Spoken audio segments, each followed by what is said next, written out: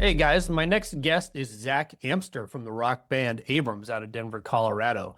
The band has a new album coming out on April 17th entitled Loon through Blues Funeral Recordings. Me and Zach sat down and talked about the creation of the record and the history of the band and a whole lot more. And before we get started on the episode, I just want to let you guys know that most of the people that listen to this podcast are not subscribed. So hit that subscribe button and follow us on Instagram, Facebook, and Substack at The Sonic Road. We'll get right into it. Here is my interview with Zach Amster from the rock band Abrams. Fuck yeah, Zach. How's it going, dude? It's going good. Just got to turn off the cooking some rice. The alarm's going off. No worries. These kind of podcasts All right, are we're the good shit. I talked to Ben from Slow Mosa back last year, and he was walking in a park the whole time. It was kind of cool. Oh, that's right.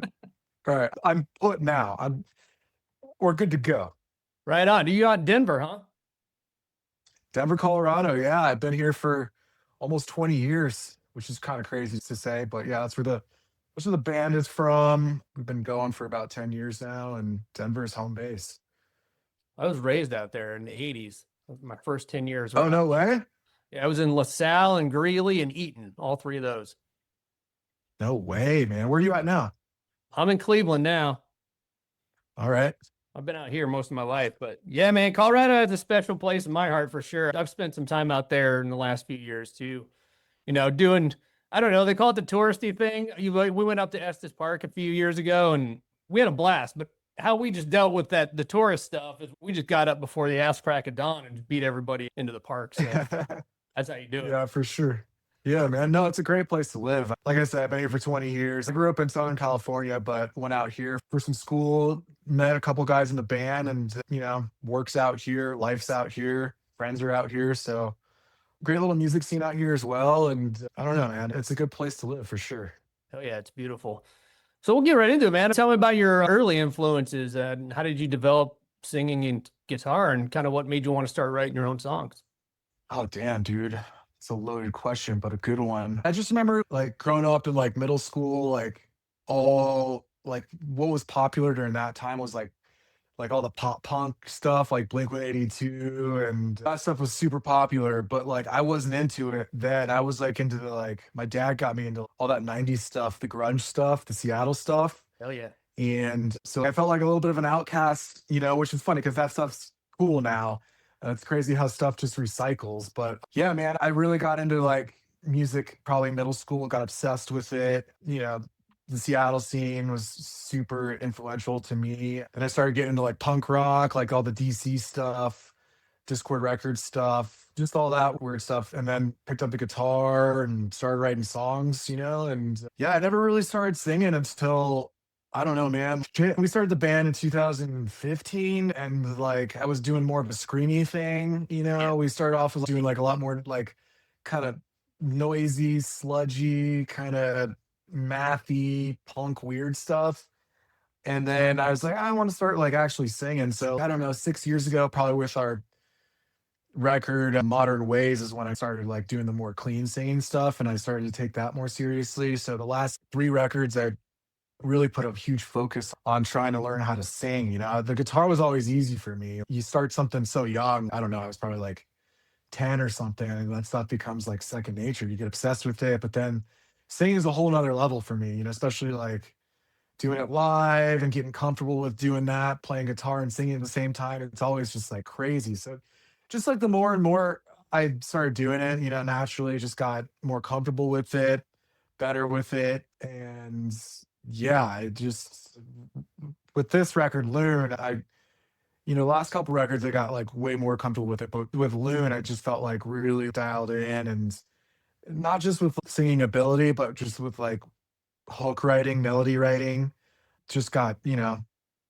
happy with it and excited about it. It gets me excited, just writing a song is always music first, and then when we have that done, it's all right, sit down and just try and write some hooks over it, some melodies over it, some lyrics.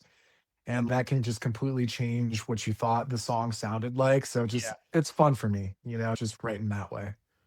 Yeah, I totally relate to that. I'm a musician too. So, I'm almost 40. I'm 40. I'm almost 50, actually. I just turned 49, but I'm still doing it, Nice, man. Yeah, dude. Yeah. Still do it. Fuck Oh yeah. yeah, forever, dude. Until I can't, until I physically can't. Yeah, I don't see myself ever stopping really because it's just it's an addiction, dude. it's an addiction. I gotta do it. I notice like my mood just gets shitty. I'm like, what? Why am I in such a terrible mood? Oh, I haven't played music in 2 weeks. Like I haven't. And then I pick it up. We have a rehearsal. Like, people go on vacation. We come back. Like we play. I'm like, oh, dude, I feel so much better. That's just needed. It's crazy. Yeah, it's crazy. Well, let's go back a little bit. You've been in Denver for 20 years. What was the local scene like before even Abrams started? You guys said you have a really good scene there. What was happening then? What's going on currently?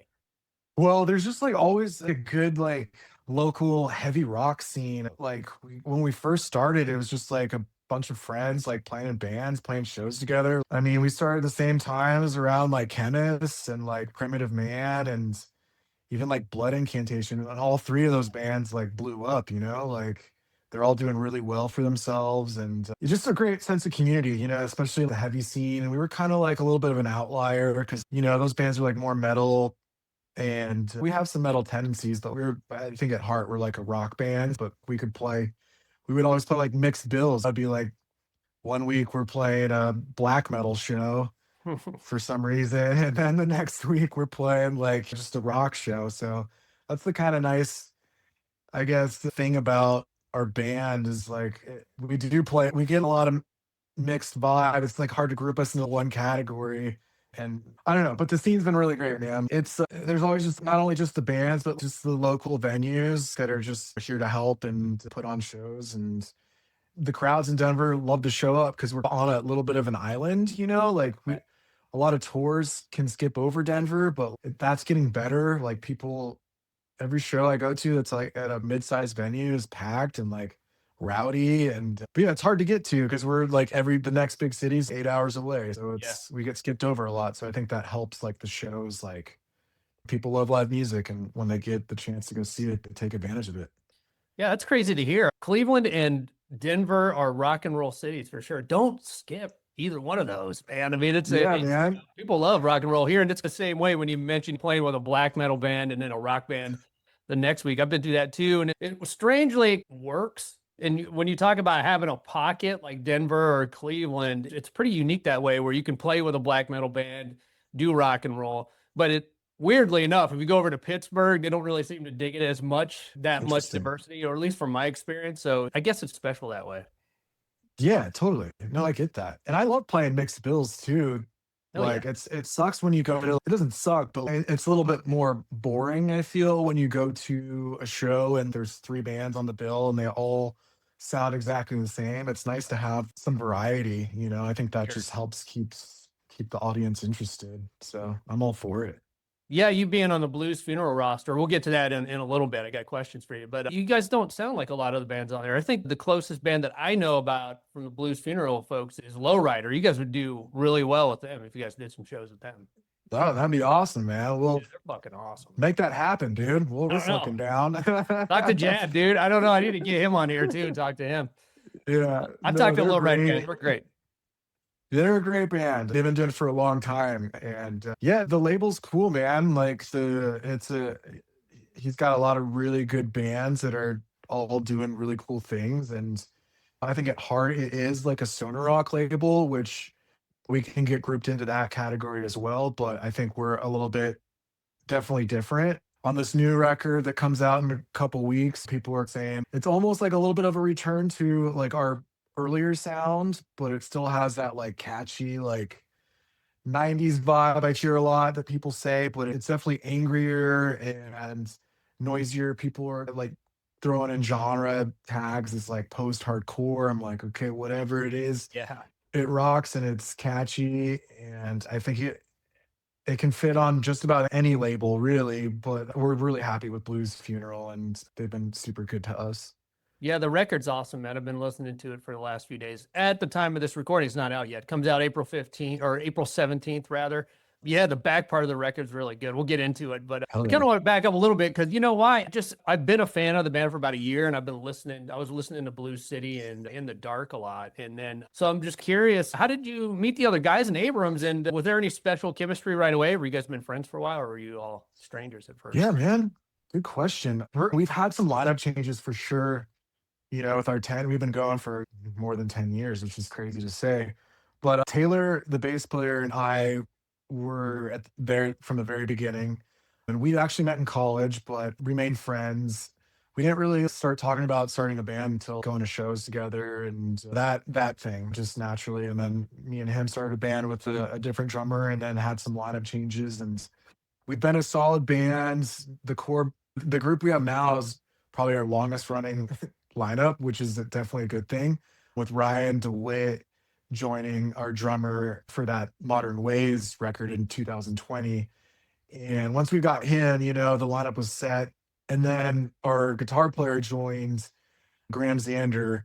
He was with us for the last two records, Blue City and Loon, and he's awesome. He's in another band out here that we used to play with, Green Druid, who's a great stoner kind of doom band. Oh yeah. But yeah, we all met just through, you know, playing shows, playing in bands, and that's how it happens, I think. Just naturally hanging around in the community and the scene and sharing a love for going out and supporting music and writing together. So yeah, we're super stoked on the lineup, and because we're just comfortable with the way that we function, we write, and we got a good thing going with what we're doing right now. Yeah, man. The last record and this one are real bangers. Even Into the Dark In the Dark, Yeah. it's badass too.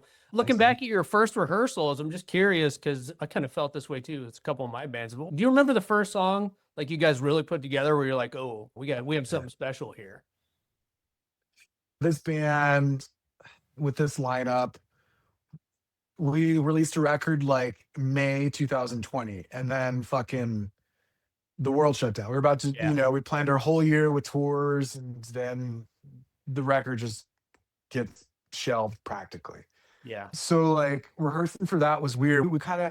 That kind of changed the way we wrote, because we used to write in the room for that record, and the COVID happens, and then what the fuck do we do? So you know, I'm bored and I start writing demos at home, and I think that helped us actually with output and speed and hearing things back. It helped us all as a band, I think, is just like being able to, you know, get our home studio demo set up, send them out. What do you think? Add your stuff here. So it like kind of changed. It's hard to answer that question because I think that time frame changed me as like a musician for the better, in being able to write on my own, present my idea to the band. They, you know, put their filter on it, their take on the riff, and change the song completely, probably. So that's kind of like how we did it, how we've been doing it the past couple of records, is demoing at home. We don't even play it live. We don't even play it in the room until the demo's done. It's here, learn this. Well, it's how I felt like sometimes we're like, if you're forcing it in the room, it's really hard after a day at work. Everyone's tired, you know, not really feeling it. Where it's if you give them a demo, they can hear it, they can already think about it and already learn like the riffs and have a new idea. I think it can be way more, in my opinion, cost effective, time effective, and it's just a better way of organizing the writing process. I don't know, but that's the way that we've been doing it. And we've been writing pretty fast and having the record come out like every 2 years since that is like a good pace. I don't know if that answered your question, but Well, yeah, I mean, it's in that same realm. I guess I could reframe it into you demo it on your own and then you bring it in the room. And once you get nailed in the room together, I bet that feels pretty good. You're like, hell yeah. that feels awesome. Yeah. Yeah. It's always like scary. Even like we've known each other forever. And it's, you know, you still have a little bit of self-conscious thing going on. Oh, man, I don't know if they're going to like this. And then you even just sending out the demo. Is this lame? Are they going to like it? You know, you always second guessing yourself as a musician, you know, and then you play it in the room and you feel the vibe out and it's, Yeah. do you guys like it? And some of my guys are like hard to read. But no, but you know, if you're hitting it and you can just feel the energy like in the room, right? If it's like hitting, then you know definitely when it's not. You're like, no, that's lame. We can't do that. But then someone else might be feeling it too. But I think you like the minute you kick into it and figure it out and it clicks, you're like, yeah, we're keeping this one. Yeah. Do you write 10 or 12 songs, or do you write 15 or 20 and have a lot of unreleased material going through this demo process? Because that's sometimes, you know, if the guys do kind of reject some, or you put it off to the side, you know, probably might have a pile of riffs that you can come back to later, maybe refigure. Totally. Well, for this one, we don't name songs until the studio. Like we got up to song 24. Oh my God. Yeah. So this was the one where we recorded in town, which was nice. Like first time we did that in a long time. And we ended up going to the studio with, I think, 15 songs or something, like 14 or 15 songs that we were going to track, which I think is a great problem to have. It makes it was also like it was terrible too, because we had 2 weeks, and to record 14 songs, everything, especially like vocals, take forever. It's a time crunch, and it was the photo finish, man. Like we did 14 or 15 songs, but I think it's the best thing to do is to go into the studio with definitely more than a record, because the songs that you think are going to make the record don't. And if they don't turn out as good as you think they're going to do, you never know. Like you're not super happy with your vocal performance, or it's something just like didn't show, like just for any reason, like the song, like that happened. And a couple of songs that we thought were for sure going to make the record didn't make the record. So we have 4 or 5 songs that, you know, were fully mixed and mastered that we left off. We'll probably do something with them. Like always thought about doing like an EP or something, maybe during the mid album cycle promo thing. So I think it's a good thing because a lot of times we would just go in with 10 songs. These are the 10 songs that are going to make the record. You never know what's going to happen. You know? Right. Yeah. You keep it to 10 usually. You don't want to do a Soundgarden album, 15 songs. That'd be awesome, dude, really. It would be awesome, dude. If it sounded like Super Unknown, I'd be fucking every song's going to make the record. Jeez, yeah, don't get me started on that album, man. I listen to that thing every couple months. Damn. It's so good, dude. What a lightning in a bottle, man. One of my favorite records, for sure. Like, favorite bands. Yeah. I got to see them, it was 96, Lollapalooza. Wow. Right up front, almost died in that pit. It was awesome. I bet, man. Dude, that's cool. Like I was a little bit too young back then, but I got to catch him a couple times on the reunion tour. Oh, nice. Which was great, dude. And it was before King Animal came out. Not a big fan of that record. So they played it was a Red Rock show. Mars Volta opened. Oh my God. They were playing deep cuts, dude, like Nothing to Say. Yeah. And all the crazy shit. And his voice, I've seen him with Audioslave, and I think he had like vocal reconstructive surgery or whatever, but like, dude, it sounded like 88 Cornell, dude. Like it was fucking great. Anyways, tangent. Yeah, it's fine. I was gonna say I saw Chris on his first solo tour in '99 or early 2000. I can't remember now, but that was one of the best shows. It was a small room in Cleveland, and he came out, did his whole Euphoria Morning record, and it did Seasons, Electric. And it was just fucking amazing. You guys can watch that tour on YouTube. There's a full show on YouTube from that tour in Los Angeles. Yeah, dude, I'm on it, dude. You're already there, dude. I'm on it. I'm like, it's the Vegas show, dude. Yeah. Sun Shower, one of my favorite songs, dude. Yeah, dude. Seasons is one of the best songs ever written. I'm just gonna say that right now. It is. Speaking of Chris, dude, you have a hell of a vocal range. Is there any non-rock influences that your fans might be surprised that you have? I'm sure there is. Oh, well, I appreciate it, man. Yeah, Cornell's a huge influence, and just the talent that guy. I can't even imagine like what it would be like to watch that guy record vocals in the studio. Like I'm nowhere near that level, but I don't know, dude. Like I told you, the Seattle guys were a huge influence on me. I'm a huge Mark Lanigan fan. Oh my God. So like that guy, I can listen to anything he sings on, is super inspiring. But I also mentioned Mars Volta. I love like more aggressive type of singing, like the At the Drive-In, Cedric Bixler of At the Drive-In, and move on to the Mars Volta. That guy, I think, was more the way he writes melodies and comes up with the most insane hooks over the most insane music, like crazy time signatures and stuff like that. Was like a huge influence on me, like in high school, and I think that kind of just stuck with me because we do naturally write a lot of weird, like odd time signature kind of stuff. Yeah, you do. Yeah, so that stuff was huge for me. But vocally, like outside of the rock, I just love rock music, man. I remember when I first heard 13 songs, the 2 EPs from Fugazi, the way I think it's Guy. Like Guy and Ian, they had the two vocal thing going on with that stuff was super, inspiring to me as well. But Sure. I would also say as easy as it is, dude, A Perfect Circle, I've been like going back on lately because I don't know, that mid 2000s era stuff with that was such a great time for music with, that's when I was like in high school and like rock was like having like a fucking cool moment with Queens of the Stone Age getting huge. But I think my favorite record from that time frame was Murday Melms, Oh yeah, um, sure. the Perfect Circle record. I think that has like some of the coolest vocals on it. Yeah. So like that shit. That song crushed, dude. Yeah, dude. Yeah, the whole album. Great album. Yeah, I haven't listened to that in a while. I'm gonna put that back on sometime soon. Dude, I think it they still holds up. Yeah, I Yeah, think they did a reissue. Yeah, I saw it actually. I almost picked it up. But it was like $50. It's like, nah, dude. I will say that is a bummer. I have a price point usually, unless I'm a super fan. I'm not going to spend more than $45 probably, Yeah. And it was like a double record, which I think is cool. But honestly, I don't want to get up and turn the record. Like, you sound just like me. I don't want to do that either. There's 3 songs on this and they're 3 minutes long. What are we doing? Yeah, I know, right, man? It was cool for a minute, man. But unless the songs are long, there's, like Elder. Yeah, I was just gonna say, like an Elder record, right? Like 11-minute songs. Yeah. I can sit down and I can take my time. But there's like, I have like the Queen's record, Air Vulgaris. It's fucking cool because it's on a 10-inch.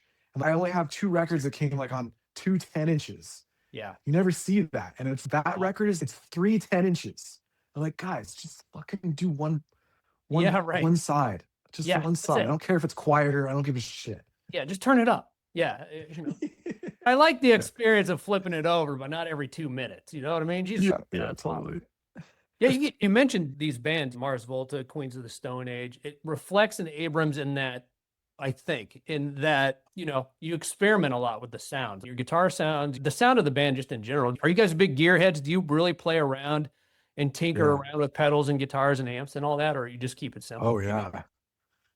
I mean, I would say we're definitely huge gearheads, but that's funny because, that it's always evolving and always changing. Like at the beginning, we were like, dude, like get the big 412s, we get the fucking tube amps, like still love all that stuff. If they sound great. And like in the studio, yeah, we still use all that stuff.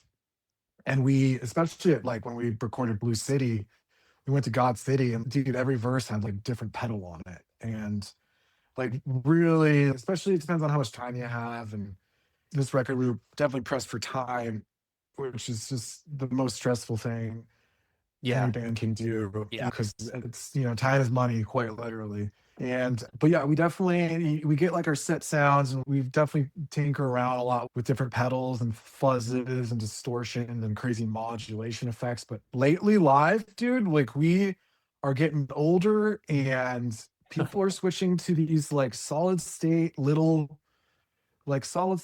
And I think that they sound as good as tube amps. They're way more consistent. They weigh about 4 pounds. They're loud as hell.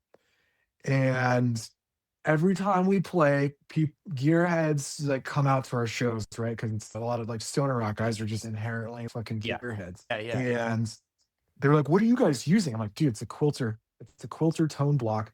You can get used for $400. And it's a great pedal platform. And they're loud. And I can travel with them. We're going to take them to the UK. And it's a consistent sound. It's the way to do it now. And people are still like, no, man, I'm tube amps or die. Dude, you got to fucking maintain tube amps all the time. Yeah. They break. I got some tube amps that will never sell because they are irreplaceable, stuff from the 80s and the 70s. But that's great. I'll bring it to the studio. I don't want to tour with it because we'll get jacked on tour. And I'm not going to, it's just, I take my $400 lame little fucking amp out. It sounds probably better than my Model T. I'll die on that hill, dude. I swear to God. I think it sounds better than the Model T. Yeah. And I dig it too, man. But I understand what you're saying. You don't want to take that old stuff out on the road. If some bands can do it if they have the money, but yeah, that shit's fragile, and you gotta figure it out. For sure, dude. And they're heavy, dude. It's so heavy. Yeah, they are. What does your bass player use? Does he use Ampeg 810s and shit? Or Yeah. But actually, Ampeg has this new line that he got this new line. It's the Venture line. Dude, he got a 410 cab and a 115 cab, and they're light. You can lift it up with one arm. They sound great. And the fridge is no more, dude. The 810 fridge, oh, dude. It hurts my back dude, just talking about it. Yeah, man. But the technology is getting better. Like everyone knows, we don't need all this super heavy shit anymore when we can just, So that's a good thing that's happening. It's just good to dial in your sound. Still, I want a loud sound at a show, like a loud, punchy sound. You got to be careful with the digital stuff because it can be really good in the in-ear monitors, but kind of thin out front. So you got to make sure that's really punchy and hard. Yeah, man. We have no problem getting there with all that digital gear. Like it's fucking cranked, it's loud, and it's clear. Like the technology has really gotten a lot better. I'm not sponsored by Quilter, but I will take a sponsorship. Like, we'll tag them. Yeah, we'll tag them in the clips. Come on, guys. For sure. Well, look, moving on, man. I want to get to the blues funeral connection. How did Abrams first get on the radar of the label? Yeah, man. When we were shopping around Blue City, the last record, and it was done, and we were looking for a label, and our friends in town, Hastronaut, put us in. They're on the label as well, and they put us in touch with them, and we got to talking, and here we are. Like it's been great working with Jad. He's been a huge supporter of the band, hooking up with some. He's hooked us up with some great people and got us on a couple of really good tours and festivals and stuff. And so he's been nothing but like a great support and helped elevate our band and getting us to, that's the goal with each record, getting to more ears.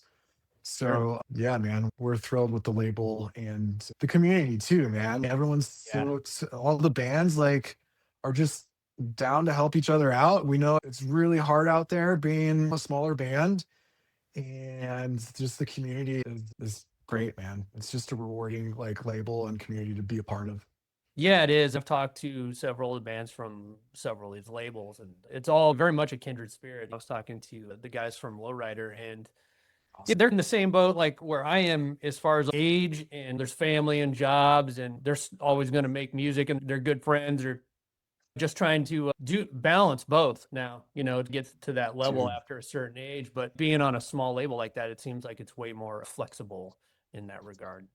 Yeah, for sure. Yeah, the dream is everyone wants to fucking be in a band full time, but the way the money and the industry is these days, it's near impossible, man. It's just getting harder and harder with all, I hear about the streaming shit. You make no money on royalties, and touring is not as easy as people age, and the money gets harder too. And some guy starts a war with Iran and jacks up fucking gas prices up to $6. That van costs $200 to fill up.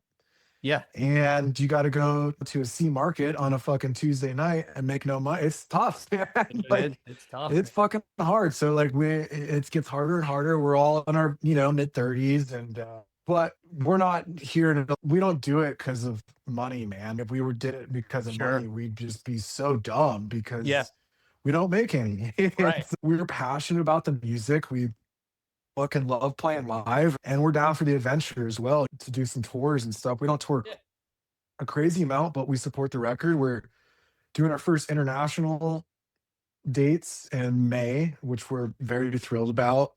So hopefully it just grows, and each record and each album cycle gets better, and it gets a little bit easier too with the finances, because that's an important part too, is not taking a huge hit financially, which we're gonna be doing, but we're willing to do that. But do these smaller tours at least pay for themselves sometimes? We've been lucky enough to like these US runs that we've been doing for the past 10 years. Like we used to tour a lot. Like pre-COVID, we toured, I don't know, 1 year, probably for that like second record we did. We did like probably 5 months of touring, 4 or 5 months of touring, and we were younger, we were able to do it. Yeah.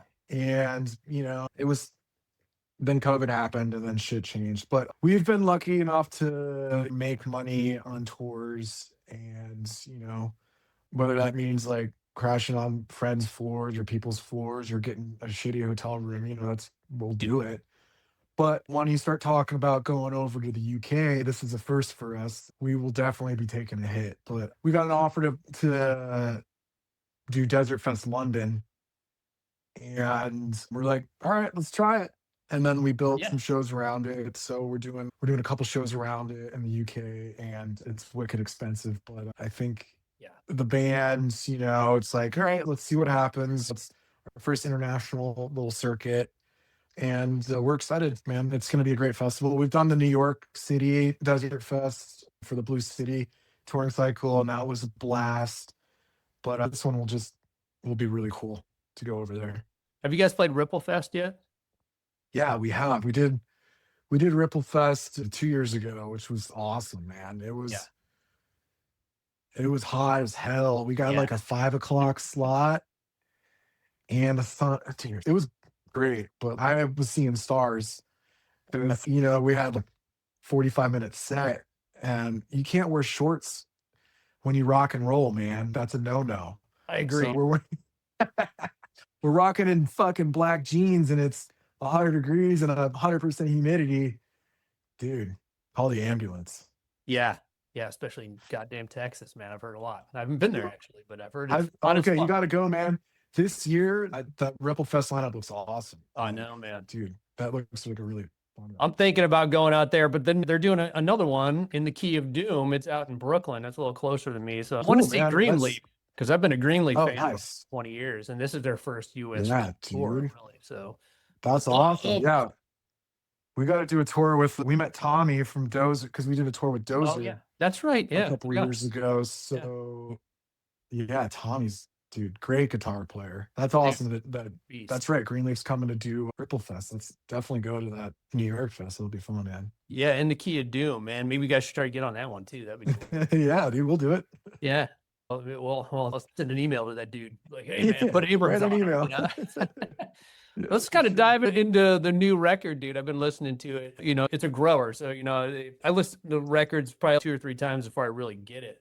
The second part of it is now my favorite. The first part's nasty, and it kind of gets a little more melodic as you move along. The new album is titled Loon. What's the story behind the name?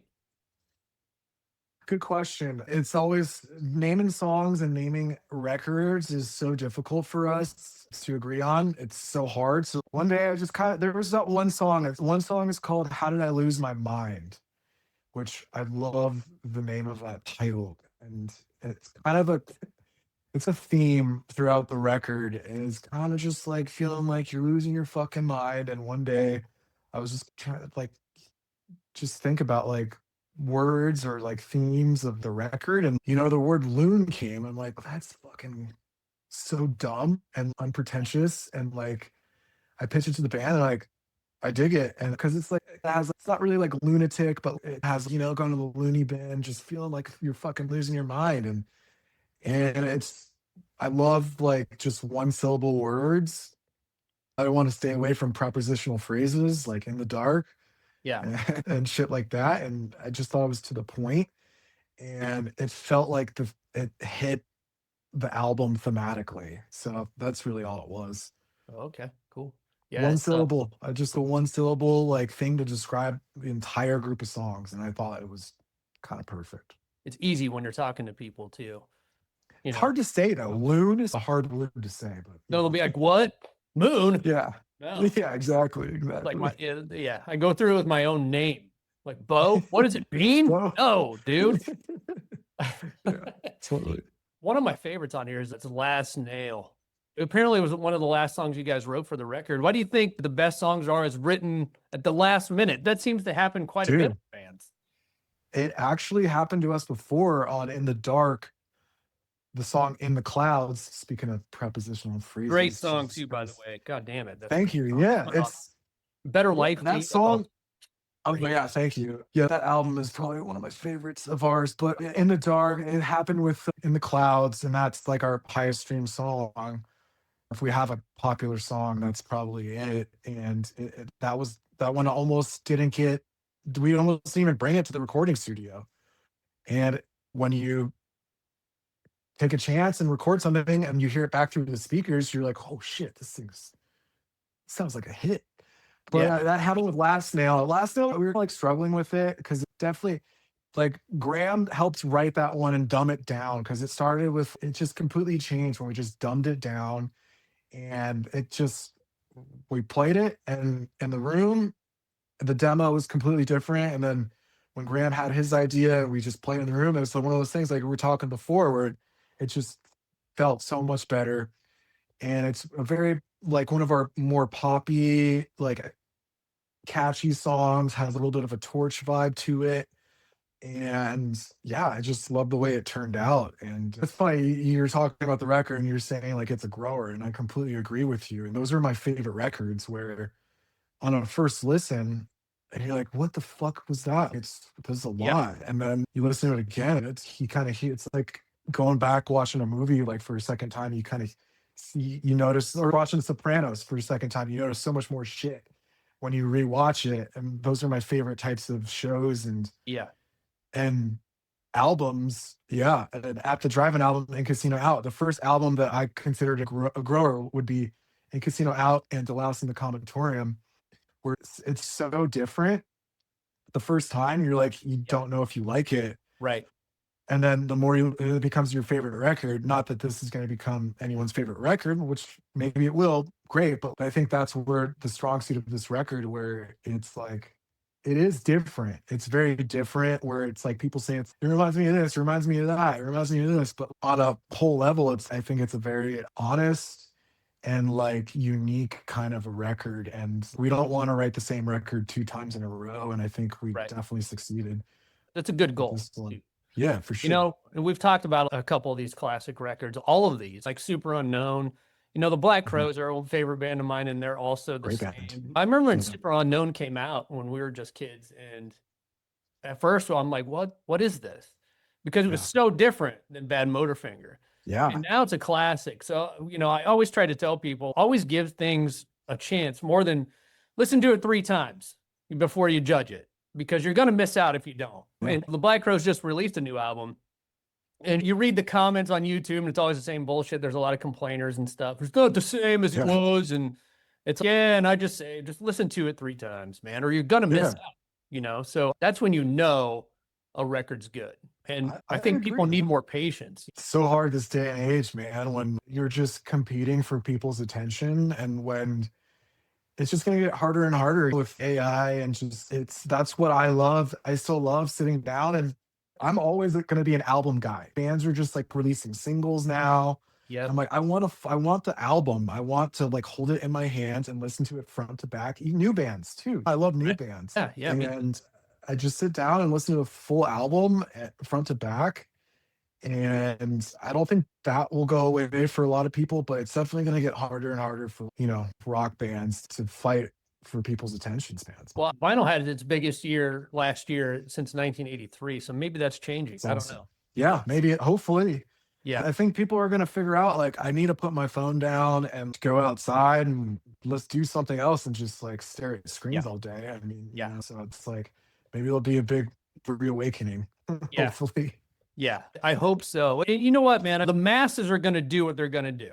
You know, this rock and roll's kind of always been in the underground. And I think that community, I think what I'm doing here and what you guys are doing and all the other bands and Blues Funeral and everybody, we're building a community. And I think that community is growing. You know, since COVID too, especially, I think it kind of woke people up a lot. Like I just saw 2 shows on the last All Them Witches tour, and that's the biggest they've ever been. And they're staunchly independent, and they're huge now. Yeah. It's okay. They are. Rock and roll's alive. You know, it's here. Yeah. There's a lot of positivity too. So I'm just, that's a great positive outlook. And I don't think you're wrong, man. Like it definitely feels like it is. There's bands like that. Like, dude, we played with All Them Witches, like on their first tour with The Well in 2015, one of our first shows, and there was like 15 people there. And to see like they're playing sold out theaters, beautiful places now is super inspiring and so well deserved. And like those guys worked their asses off and write kick-ass records. And People are catching on. People are going to want to be a part of that and go see that show. So Yeah. I think there's something there to that positivity. I'm just an old fucking grouch, dude. I think you guys, as long as you keep doing what you're doing, dude, it's gonna happen for you too. Look at Slomosa. I mean, they're rushing now. I'm getting ready to see them in May, and I can't wait. You know, awesome. Another same kind of type of rock and roll, and they're just blowing up. You just gotta keep hammering, man. That's it. Great band, dude. Great band. Yeah, I haven't gotten to catch them live yet, but I saw they're coming to the U.S. and again headlining right and selling out shows, and well deserved because they fucking rock. Yeah, badass band. Yeah, man. So let's keep on with the Last Nail. You described it, you know, as an early 2000s kind of like a joyride. What's the specific feeling or memory that you're trying to capture with the Last Nail? Dude, that's a good question because the way I've been writing lyrics has been, we write the song, I demo it out, I hear it through the speakers, and I just pick up the microphone and I'll just spit something, some sort of, until I'm happy with some sort of hook.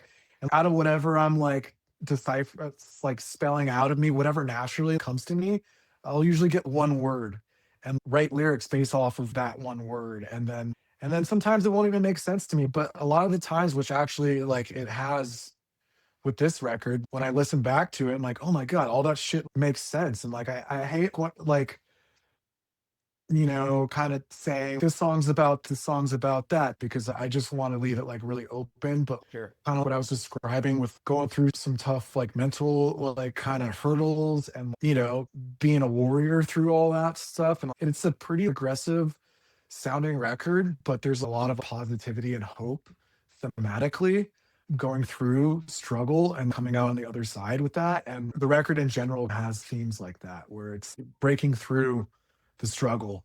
And yeah, it's incredible when I listen to the record or, you know, listen to a certain lyric months after the fact I recorded it in the studio, and it actually, holy shit, that's exactly what I was talking about when I had no idea then. As like dumb as it sounds, it's like this crazy spiritual thing that like just enters me and comes out, and like it leaves everything open to interpretation. And one thing, like you know, one day it might not mean anything, but like then it all clicks like all of a sudden. So as vague as an answer as I can give you, that's how I like to answer those questions. Oh yeah, they're hard to answer. I'm just always very curious about it. Yeah, and I ask those questions too. And it's tough as an artist too to like to describe what you're feeling at the time sometimes. But yeah, man, great song. You know, how do you guys balance between the angry, nasty riffs, which there's plenty on Loon, and those big soaring melodies? Is it hard to keep both in the same song? Because I've felt in the past, like writing a bridge or discussing a bridge in between parts like that is one of the hardest parts of songwriting. Yeah, no, it is the hardest part about, you got the songs, right? And then you got to order them for an album. So you don't want to throw 10 absolute blast beats, crazy, intense songs back to back. You want to give the listener some sort of, we think of it as, you know, a show, like writing a set list. You know, what's the best way to present the songs? And our goal with this record was like, you know, maybe the last couple records we were kind of really almost like cinematic type of post-rocky, ambient, shoegazy, heavy rock, where this record, we wanted to change it up. And I really wanted to have a focus on kicking ass live.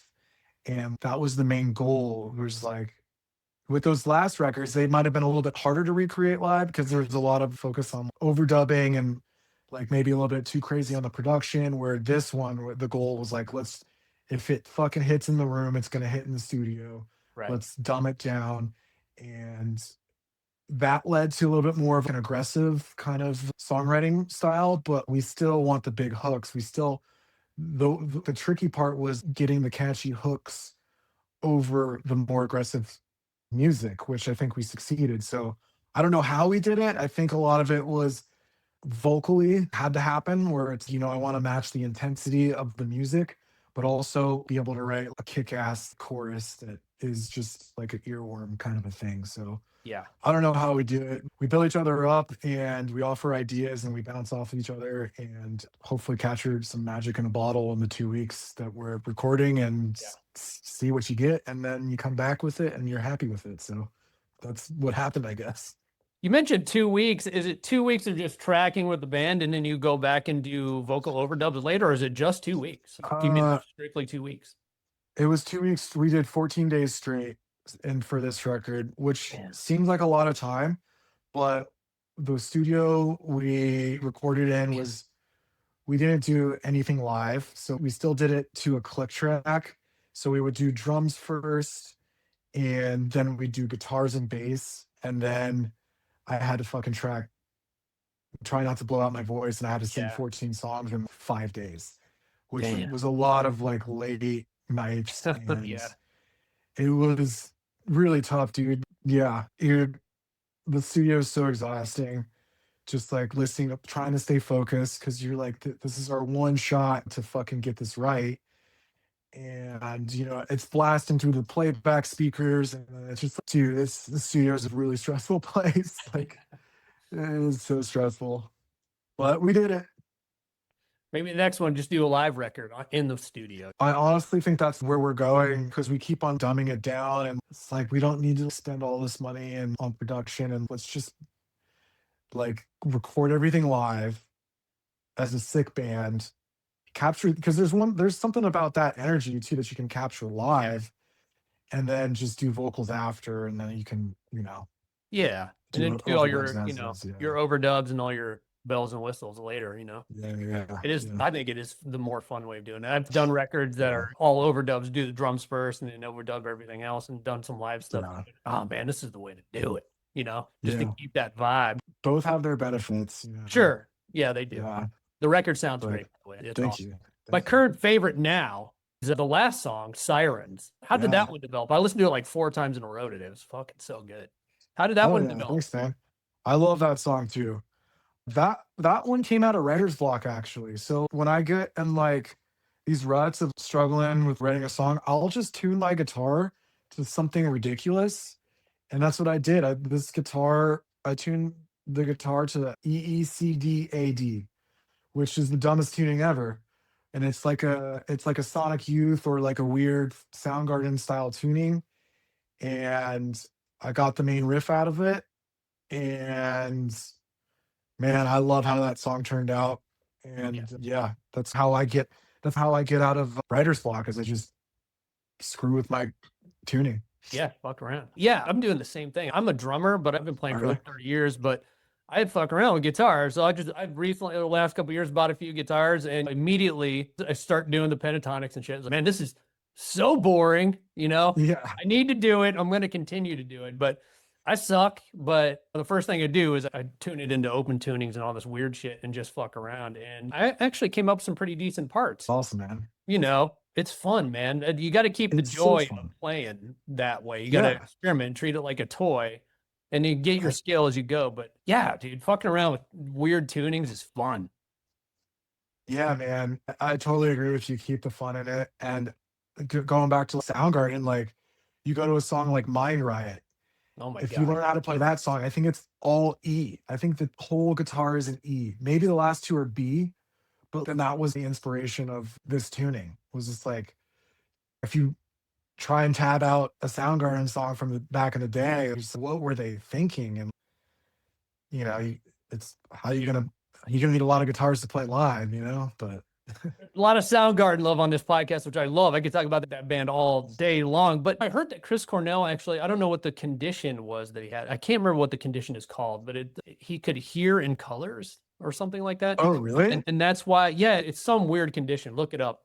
But yeah, he could hear in colors, and that's what made him write the way he did. He was a big, That's him cool. and Kim Yeah. were doing those weird tunings. I'm sure Ben had something to do with it too, but yeah, it's such a special band that way. And going back to like bands like the Black Crowes, like Chris is dyslexic. So, he's been explaining his songwriting process with Rich and how Rich will come in with a verse chorus And then Chris will come and turn it upside down on him. He's like, no, this other part's That's cool. This is the chorus, you know, and I think it has a lot to do with the person. It's pretty, if you create from the heart, it can be very special that way. Yeah, totally. I totally get that. I'm fine with that. What did the recording process for Loon, how did it differ, I guess, from your time working on the previous record? Was it different? Yeah, man. I think just like I was saying, like dumbing everything down and just not thinking too hard about this one because it was just definitely more like rock heavy record and just have like more of a punk kind of ethos vibe about it. It was the first time we recorded in Denver and had somebody else mix it.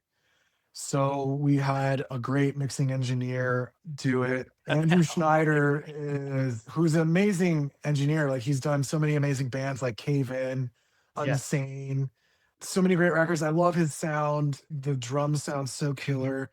So working with him for the first time was great. He mixes all on analog gear. So it's mixed down straight to tape. Sure.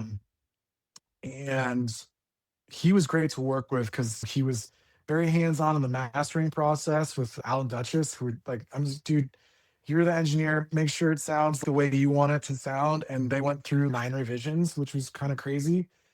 So that was different, man. Just kind of going that route with it was like definitely new for us, but it's always fun to change it up. And if, like you were saying, you know, who knows, maybe next one we'll just do live, and it's just, you got to keep it fresh and fun. And I think that's the way to progress as a musician. Yeah, just move on. Have you guys recorded in a lot of different studios all over the country, or you just mainly? We have, like Blue City, we recorded in Salem, which was awesome. And then In the Dark, we recorded here with Dave Otero, great engineer. We recorded in Salt Lake City for a couple of earlier records with Andy Patterson from Sabrosa. Nice. So yeah, all over, but we're kind of more focused on the budget these days and trying to make everything a little bit more manageable, and staying local definitely helps. Makes it a little bit cheaper and a little less stressful, probably, for sure. Yeah. So you mentioned, man, DesertFest, you guys are heading over to Europe in May, right? For your first tour over there. What are you most nervous about? And what are you most excited about? Honestly, the nervous part is like just the logistics of making sure that we're going to get there and making sure that we're going to have gear, all that stuff, you know, just making sure that like our van, like we're driving ourselves on the right side of the road, you know. Oh my God. And, so all that stuff, just the dumb like logistical stuff, because usually bands go out there with tour managers, and we're doing it ourselves, man. Trying to be as cost efficient as possible. But most excited is just to definitely play, man. DesertFest is a great festival. We had the pleasure of playing that New York one before, and it's going to be exciting going out there for the first time. And our record's just going to be out. Like our record comes out in April 17th. We'll be out there a month after that.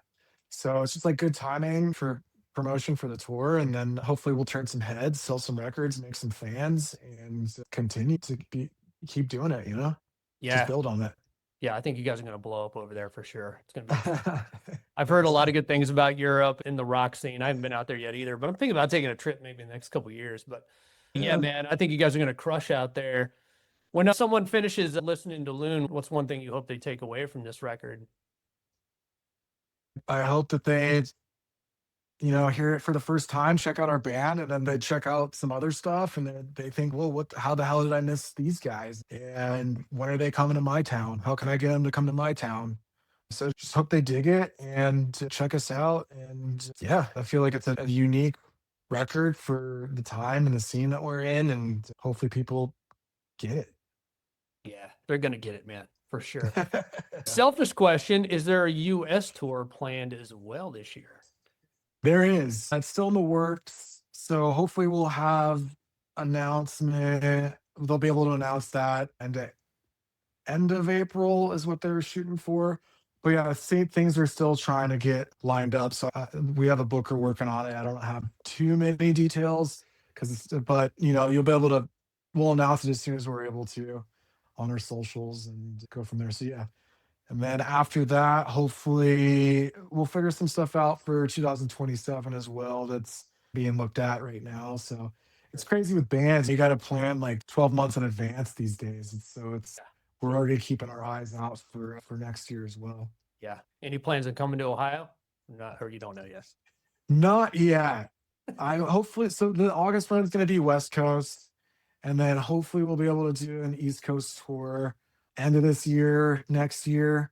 We'll see what shakes down, but we hit Ohio last year actually about like May 2025. We did Cleveland, I think. We did Cleveland and Youngstown. Youngstown Oh, yeah. has that venue. Yeah, We were yeah. out with Restless Spirit. Those guys are great. They got a West new Side record Bowl. coming How out the hell soon. did I miss that? God damn it. Yeah, it's all good, dude. Yeah, that place is cool. That place gets a lot of shows. Those guys are running a cool operation there. Very cool place. Yeah, man. But yeah, we were just there a year ago. Where were you, man? No, I'm joking.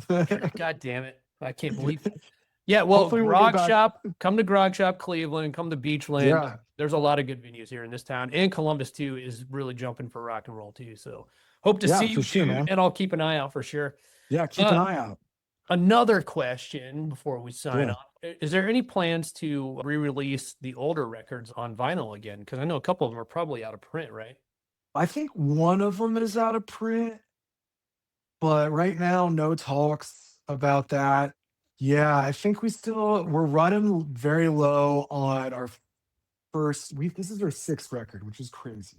So our first and third records are definitely running low. But other than that, we're pretty stocked up for the newer stuff.